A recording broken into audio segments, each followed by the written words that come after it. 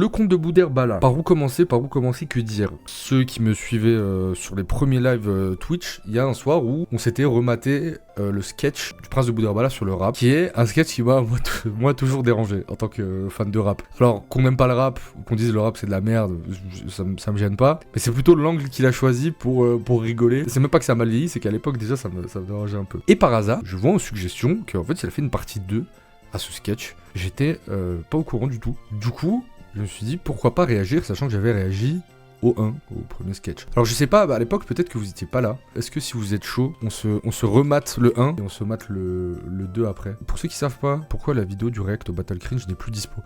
C'est une bonne question, j'ai répondu la semaine dernière, je le redis. C'est tout simplement la ligue qui m'a strike en fait pour droit d'auteur. Chose qu'ils ont parfaitement le droit de faire, parce que c'est leur contenu et en fait moi si quelqu'un... des fois il y a des créateurs qui reactent à mes vidéos et ils mettent ça sur YouTube, je le fais pas, mais techniquement j'ai le droit de dire les gars, pendant 3 quarts d'heure ils regardent mon contenu, c'est mon contenu donc je strike. Voilà, ils ont striké la vidéo, bon je peux rien faire, c'est comme ça. Par contre Nathan a fait un truc, j'avoue moi je l'aurais pas fait mais Nathan tenait à le faire. Il a mis, alors dans la description de Nino et Niska, t'as un lien WeTransfer et t'as la vidéo de Battle Stream. Donc si quelqu'un veut la re-upload de son côté, je l'autorise, comme ça au moins la vidéo existera. Parce que moi si je la re-upload à nouveau, il va me re-sauter dessus le gars. Donc voilà. Je sais pas ce qu'il devient. Ça fait longtemps qu'il sort pas. Est-ce qu'il sort des trucs encore? Bah il a sorti un truc il y a un an. Bon alors voilà, sketch sur le rap du compte de Boudherbala. Sketch c'est un grand mot, je te l'accorde. Sur le rap, on s'était mal vite le 1, j'avais déjà react. Qu'est-ce qu'on peut reprocher aux rappeurs? C'est les rares personnes qui dénoncent encore des trucs dans notre société. Qui dénoncent leurs difficultés avec la police, leurs difficultés dans le ghetto, leurs difficultés en français. Il y a des rappeurs ce soir? Vous avez vu? Ils ont même pas réussi à trouver la salle. Mais en fait, moi, j'ai un gros problème avec ce genre d'humour. C'est que ça me saute aux yeux que c'est mal écrit. En fait, je trouve qu'il y a des gens qui sont plus drôles en impro. Et il fait que des vannes que quelqu'un de normie, de random, pourrait faire sans réfléchir. On a juste l'impression qu'il est en train de parler en fait et qu'il essaye d'être drôle. Je sens pas d'écriture en fait. Je vois pas comment dans le texte il a écrit ça, il s'est dit ok ça c'est la vanne, ensuite la vanne 2, ensuite la vanne 3 et... Bref. Messieurs, dames, est-ce que ça vous branche pour conclure cette soirée une petite initiation au rap? Messieurs, dames, on est plus de 600, vraiment votre enthousiasme. Est-ce que ça vous dit l'initiation au rap? Ok. Est-ce que vous connaissez le principe de la rime riche? C'est très simple. En général, on dit plus de 2 syllabes identiques ou plus de 2 phonèmes identiques donne une rime riche. Plus de 2 syllabes identiques égale rime riche. Définition un peu remasterisée. Messieurs, dames, on va écouter un extrait d'un groupe de rap qui a cartonné en France. Le 113. Focalisez votre attention sur la rime et sur la phase d'après. C'est très intéressant. DJ. Dans un coin sombre, ça joue aux cartes comme au casino. Comme dans le casino. Sur la table, les clés d'un coupé, d'un pavillon. On sait c'est qui domine. Oh là, je sens que vous avez déjà quelques idées, là. Alors, le gars dit, au casino comme dans Casino. En fait ça serait articulé aujourd'hui en un thread, quoi. Ça aurait pu être un thread sur Twitter, top 10 des fois où les rappeurs ont fait des erreurs de grammaire en rappant. Et je trouve ça trop bizarre d'amener ça sur scène, où les gens payent 40 €, un billet, s'asseoir sur une chaise et t'écouter parler pendant 1h30 pour leur servir ça. On est d'accord Yannis, c'est pas approfondi du tout, ça passe parce que ça touche des gens méprisés sur qui les gens font rire. Mais en fait c'est tout le problème de ce sketch en fait. En fait mais il a raison le best. Qui est-ce que tu fais rire en faisant ça quoi? Moi c'était tout le problème. Alors là attention, je vais diviser le chat certainement, mais j'assume ce que je dis. À l'époque, d'ailleurs c'est Farid qui parle très bien de Dieudonné, je suis d'accord, où en fait à la base Dieudonné il est un peu victime d'un système médiatique qu'il a outcast pour pas grand chose. Lui du coup ça l'a fait câbler, et comme dit Farid, au début on était premier spectacle, on était en mode ah vas-y on est avec toi gros, t'es chaud. Deuxième spectacle on était en mode ouais on est toujours avec toi. Troisième spectacle t'es en mode ouais en vrai ouais ça devient un peu bizarre là.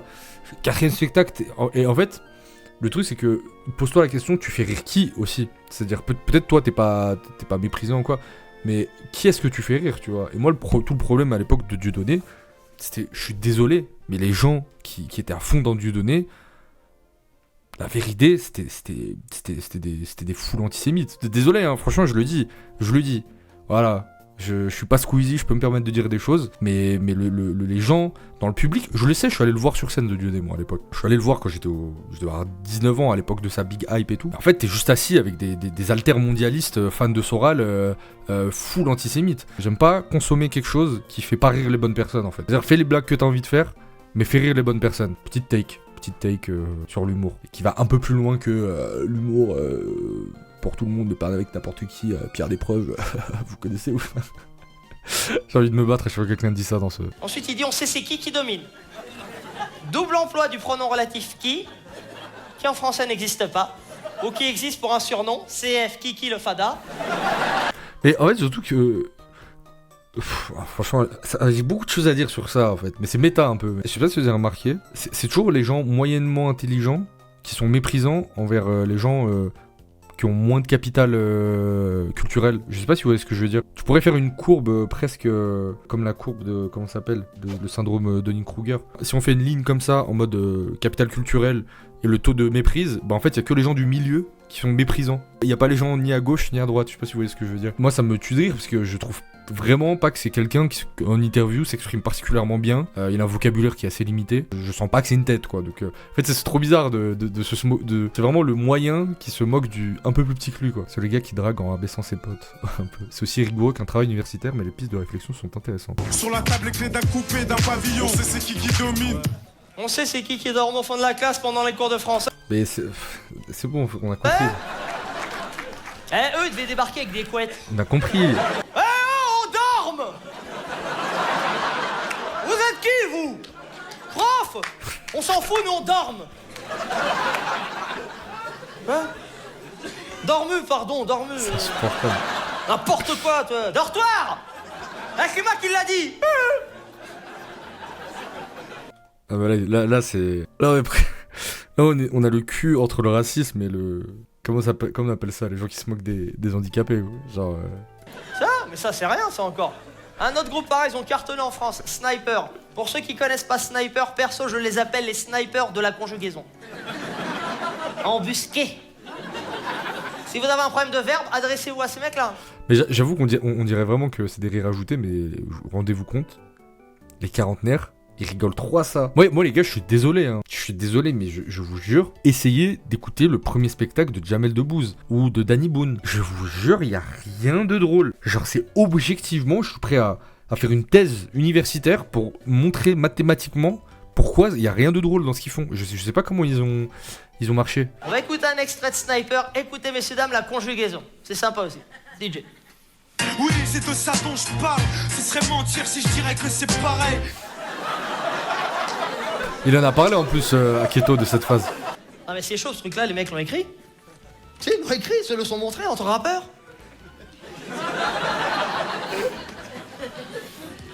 Ah ça c'est de la balle. T'as cartonné, t'inquiète, je connais, t'as vu, mais ferme ta gueule, t'inquiète. Oh non, c'est horrible.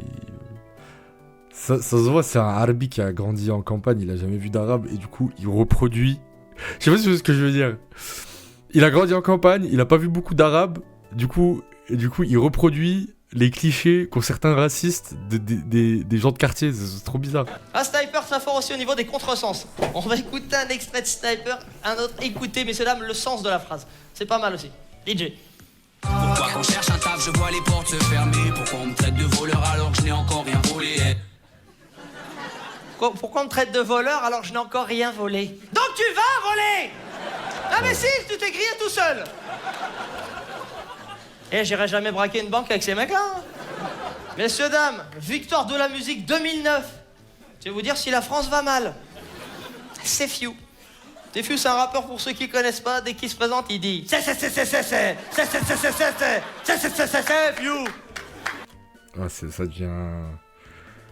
Je commence à subir le sketch. Vous savez, il y a un moment où quand on est tous un peu des amateurs de cringe, je pense, si on est là. Et il y a toujours un moment dans le cringe où... Tu sais, il y a des turbulences comme ça, et t'es en mode... Ah, j'ai mal à la tête. Je subis ce qui est en train de se passer, là. Je vis pas un bon moment. Gros problème d'orthophonie, ce jeune homme. Calme-toi, c'est Few. Tu n'es pas en terrain hostile. Tu es venu entouré de... Alors que franchement, c'est Few, moi j'aime trop, c'est Few. C'est tellement 100 000 fois plus talentueux que lui. Écoutez un extrait de C'est Few. Écoutez, messieurs, dames, la conjugaison. C'est sympa aussi. DJ. Je passe un grand salam à mon frère qui, quand ils m'ont cédé, allaitement ta gauche. Mon public sont des gens intelligents. Plaît-il? J'avoue, il a abusé Mon un peu là. public sont des gens intelligents? Charter. Vous me le dégagez, C'est la je seule peux vanne plus un le peu drôle. voir. Moi, en vrai, j'ai dit un truc. Je suis retombé la dernière fois sur le sketch de Fary au Molière. Quand il rentre et il dit salut les blancs. Moi, je trouve que ce sketch en France, il est historique. Parce que je les trouve très drôles. Et en fait, arriver dans un milieu full blanc, mais qui n'a pas un peu conscience de à quel point c'est full blanc, et dire salut les blancs, après 30-40 années d'humour à rigoler sur les minorités, personne à l'époque, jusqu'à 2010, ça arrivait plus tard, aujourd'hui on l'entend et tout, mais à l'époque, tu pouvais pas faire un sketch sur les blancs. C'est pas que t'avais pas le droit, c'est que personne le faisait en fait. Et c'est typiquement le genre d'humoriste qui faisait des blagues pour faire rire les semi-racistes. Mais jamais il aurait eu les couilles de faire... C'est pour ça, Mustapha El Atrassi aussi, il me fait beaucoup rire, parce que il fait 15 minutes où il fait des blagues de fou malade sur les blancs. Mais c'est à mourir de rire. Et en fait, en mode, mais putain, on a rigolé pendant des années sur les Arabes et les Renois. Ok, des fois c'était drôle, mais à force c'était plus drôle. Et là, enfin, j'ai découvert un nouvel angle d'attaque. Putain, ouais, les blancs, il y a plein de trucs on peut faire des blagues sur les blancs. Et typiquement, ce genre d'humoriste, on sent intellectuellement sa limite vis-à-vis de ça. Face à un public de blancs, donc ils ne peuvent que faire rire sur ce qui n'est pas blanc. Je sais pas si vous voyez ce que je veux dire. Gad, il imitait le blond aussi. C'est vrai, ça peut être effectivement. Gad le faisait beaucoup. Moi, les gars, take, mais Gad, ses premiers spectacles, c'est des chefs-d'œuvre. Je sais pas, bon, il est un peu parti en couille, il a pompé quelques vannes et tout. Mais j'oublie pas ses premiers spectacles. Gad Elmaleh, décalage de Gad Elmaleh. Un océan de poésie. Il y a des sketchs à la fin, t'as envie de pleurer. Le sketch de Baba Yahya au McDonald's, non, avec le téléphone. Oh là là là, putain. Non, Gad au début c'était beau, c'était très très beau. Qu'un panneau avec dessus écrit les Afghans sont tous gays. Tu vas voir s'il va bégayer dans les rues de Kaboul. Salam alaikum. Oh là là là là. Non. Messieurs, dames, vous connaissez. Oh là là, c'est terrible, c'est de pire en pire. C'est de pire, oh là là, c'est de pire en pire. Je me souvenais pas que c'était à ce point. On va écouter un extrait de Doc Gynéco. Écoutez le nom propre de la fin de phrase. Faut être pointilleux avec l'oreille, mais je vous fais confiance. DJ. Pourquoi il parle comme ça? Putain, il est insupportable. Je veux me doper À la Maradona, car je suis triste comme le clown Zapata. Triste comme le clown Zapata. Zapata, imbécile. Zapata, c'était un révolutionnaire mexicain. Ah putain, c'est vrai. Kafa, il a dit c'est de l'humour d'arabe en classe de latin. Très précis, mais je vois ce que tu veux dire. C'est un putain d'enfant. Il vient de faire une roue. J'en ai marre. Pourquoi il a fait une roue gratuit comme ça? Il est trop fier de lui. Il est trop farhat de ce qu'il vient de faire. Frère, genre, le jour que je suis allé au théâtre, et en fait, je sais pas, je suis pas un grand consommateur de théâtre, et là, comme j'habite à Paris, je me dis, putain, c'est dommage, il y a des trucs de théâtre qui sont stylés et tout, faudrait que j'aille. Et j'y vais, et comme je reprends le théâtre, j'ai dû peut-être aller 3 fois, 4 fois dans ma vie au théâtre, en vrai. J'y vais et tout, et j'arrive pas à m'empêcher de penser, dans ma tête, au début, que, en fait, le théâtre, c'est juste la version adulte de papa, maman, j'ai préparé un pestac. Je sais pas ce que je veux dire, mais en adulte, hein, avec du vrai travail et tout. Mais du coup, j'ai toujours un peu cette sensation, il est vraiment en train de faire le clown devant moi là. Et là, vraiment, il est en mode pestac là. Attends, en fait, je vois pas la transition entre sa blague de merde et faire une roue. Genre, si c'est gratuit, c'est hallucinant. T'aurais dû continuer le basket, frère. Ça, on appelle ça une roue. Y a aucun rapport. Voilée. Dégueulasse. Mais toutes ces blagues sont trop bizarres. Toutes ces blagues sont étranges. C'est vrai que c'est vraiment du dog whistle d'extrême droite, hein, je suis d'accord. Hajime.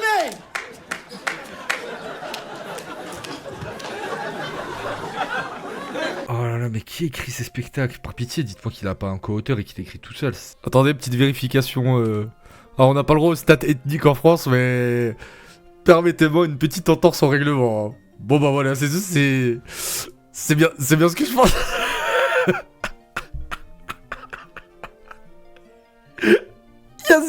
Il y a zéro pas blanc, il y a rien, il y a zéro mélanine. Il y a juste lui là, c'est le père d'Andy, voilà, il est du sud-ouest de la France, c'est tout. Ah, c'est terrible. Ah, je suis désolé, j'ai regardé tout le monde, il y a personne. Maman, papa, j'ai moins 20. Mais on dirait un mec qui essaie de me faire rire en criant, ça me fait pas rire. C'est genre crier, c'est pas un skill humoristique, genre. Tout le monde sait faire. Lui, sur ses copies, il va avoir que des vues.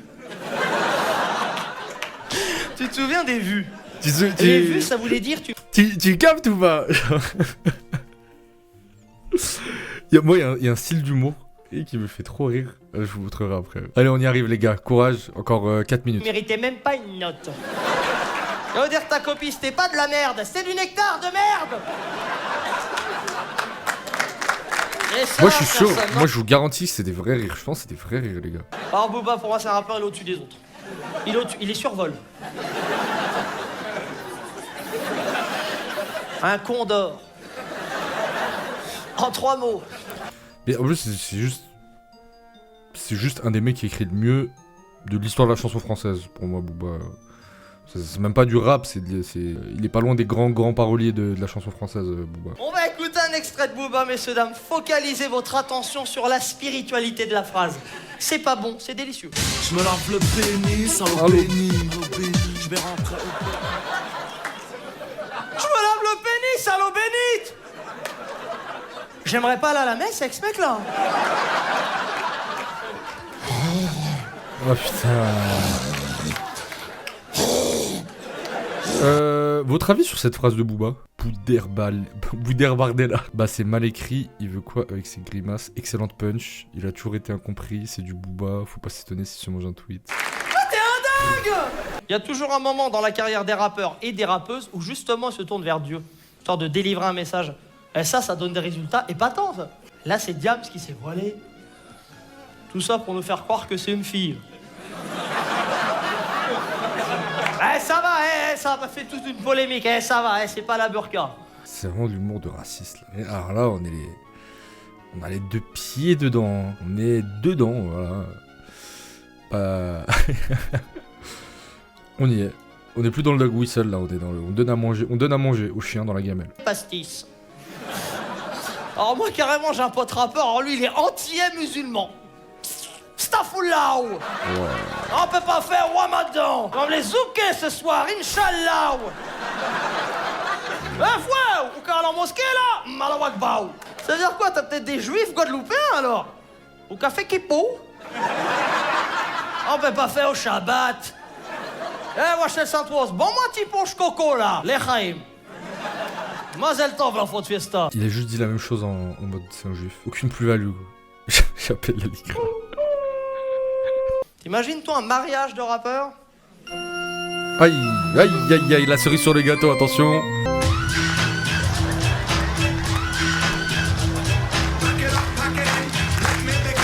Mes chers sauces, mes chers potos, nous sommes heureux de vous réunir, vous et vos possis respectifs, en la MJC de Saint-Denis. T'as vu? Monsieur MC, j'ai la rage. De son vrai nom, Charles-Henri Gros-Désir. Acceptez-vous de prendre pour biatch Mademoiselle Lady Gros... Acceptez-vous de prendre pour biatch. C'est douloureux. Skyra, de son vrai nom, Gwenaël Gouvernec. S'il vous plaît, une pub. Les mecs qui sont sub, qui prient, qui supplient de se désub pour avoir une pub, pour avoir la chance d'avoir une publicité. Au nom des pouvoirs que je représente. Et à chaque fois il fait une blague, là ici, il est en mode j'ai sorti ma blague qui fait mouche à chaque fois. Represent, represent, parce que en fait c'est le bruit du scratch, c'est recherché. Voilà, c'était juste ça, c'était l'intro les gars. Maintenant je crois qu'il y a le 2, pas de partie 2 s'il te plaît, je pète les plombs putain. Là on part sur 9 minutes, c'est un peu plus court. Voyons voir, peut-être qu'il a changé d'avis sur le rap français, peut-être qu'il est plus sympa, peut-être qu'il s'est remis en question, on sait pas. Si au moins pour sauver le truc, pour sauver le navire, c'était drôle, mais c'est jamais drôle en fait. J'avais fait des sketchs divers et variés, notamment sur nos amis les rappeurs, je sais pas si vous vous souvenez. C'est vrai que les rappeurs ils vont donner du taf. Beaucoup de rappeurs sont venus au spectacle. Bon, beaucoup n'ont absolument rien compris. Quel qu'il est!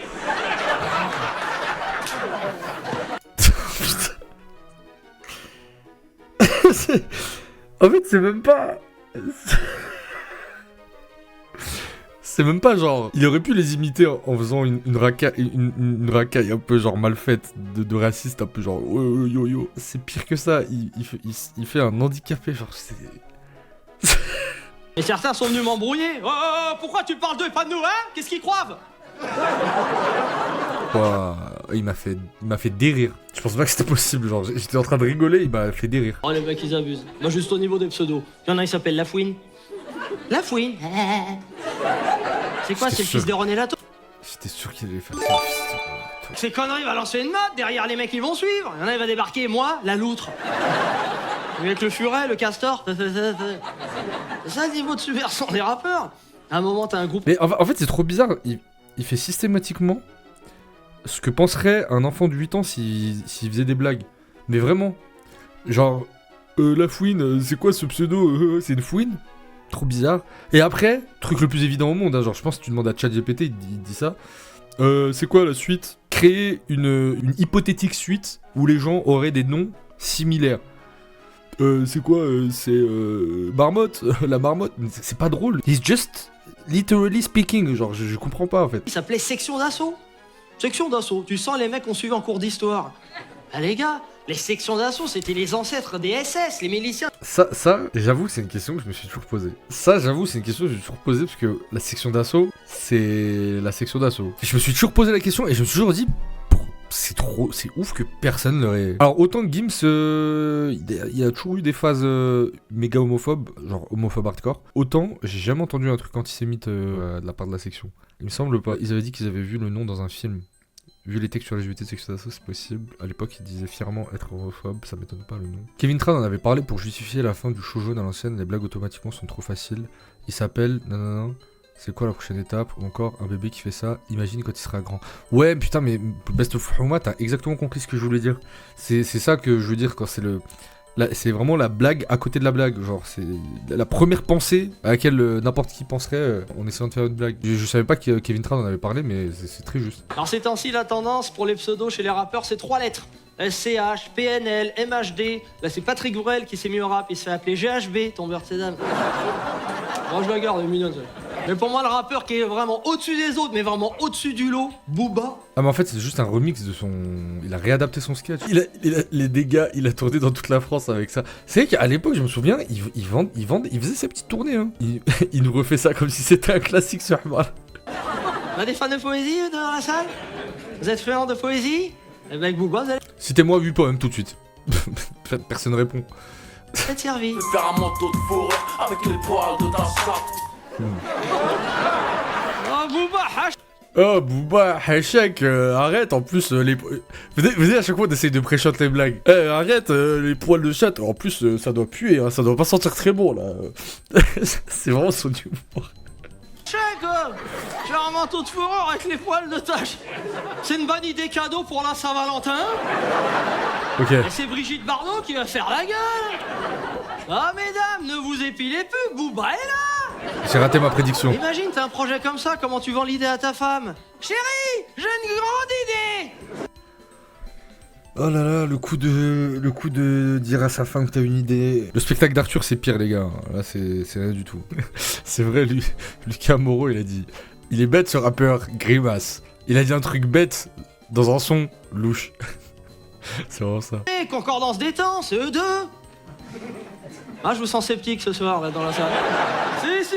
En fait, ça dégage une énergie de manager de H&M. C'est une énergie de cadre sup. C'est-à-dire que les cadres supérieurs, historiquement, on les a nommés cadres supérieurs pour qu'une partie du prolétariat, non seulement ne se rebelle pas contre la bourgeoisie, mais en plus sert de garde-fou et de chien de berger pour le prolétariat. Et pour moi, c'est vraiment l'humour de middle class, quoi. Le middle class qui a l'impression qu'il est un peu plus que la middle class. C'est vrai que c'est une ambiance de mariage de merde. Hein. Humour de blanc type beat et pourtant je suis plus blanc que 47 terres. On est à la salle des profs quoi.